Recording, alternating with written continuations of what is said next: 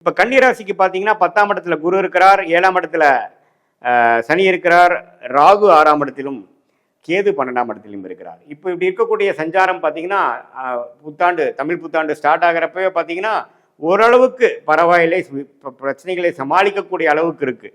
ஆனால் ஜூன் 1ஆம் தேதி 2026 அப்புறம் தமிழ் புத்தாண்டு பிறந்து ஒரு 1.5 மாதத்துக்கு அப்புறம் பார்த்தீங்கன்னா குரு வந்து 11ஆம் இடங்கிற லாபஸ்தானத்துக்கு அருமையான ஸ்தானத்துக்கு உச்சம் பெறுகிறார். ஸோ அது மிகவும் நல்ல ஒரு விஷயம். கடந்த ஒரு வருடமாக நீங்கள் போட்ட உழைப்பு, என்னென்ன விஷயங்கள் நீங்கள் செய்தீர்களோ, வேலை, இன்வெஸ்ட்மெண்ட்ஸ், வீடு கட்டுறது, அது பண்ணுறது, தொழிலில் விருத்தி பண்ண ட்ரை பண்ணுறது, இன்வெஸ்ட்மெண்ட் பண்ணுறது, ஸ்டாக் மார்க்கெட்டு, வெளிநாடு விஷயங்கள், என்னென்ன முயற்சிகள் நீங்கள் வாழ்க்கையில் ஜெயிக்கணும், உங்கள் ஃபேமிலியை வந்து அடுத்த லெவலுக்கு கொண்டு போகணும்னு நினச்சி நீங்கள் பல முயற்சிகள் செய்திருப்பீர்கள். அந்த முயற்சிகள்லாம் வெற்றியடையக்கூடிய ஒரு அமைப்பு இந்த ஜூன் 1ஆம் தேதி 2024 குரு பெயர்ச்சி 11ஆம் இடங்கிற லாபஸ்தானத்துக்கு அருமையான ஒரு பூர்த்தி ஸ்தானத்துக்கு உச்ச குரு வருவது 12 வருஷத்துக்கு ஒரு தரைங்கிறது நீங்கள் மறந்துடக்கூடாது. ஸோ இந்த